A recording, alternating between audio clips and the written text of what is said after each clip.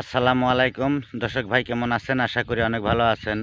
যা হোক, আমাদের এই জামাল কোবরা চ্যানেলটি সবাই দেখবেন, হিন্দু মুসলমান আমাদের সাথে কোনো ভেদাভেদ নেই। সবাই দেখতে পারবেন, সবাই হয়তো ওষুধ খেতে পারবেন।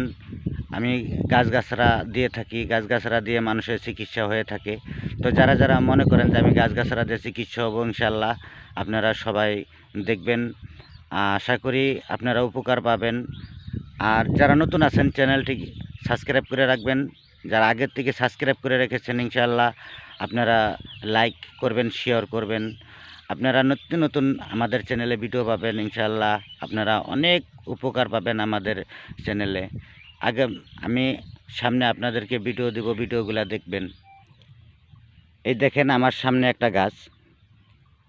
এই গাছটি আপনারা দেখেন, এই গাছের কত উপকার সেটা বলে কুল পাবো না। এই গাছ দিয়া বিভিন্ন ধরনের ওষুধ হয়।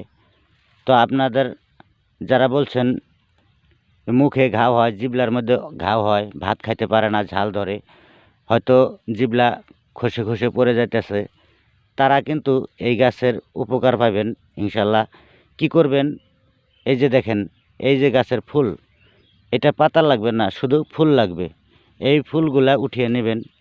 আমি দেখাইতেছি, এই যে এই সব ফুল আপনারা তুলে নেবেন।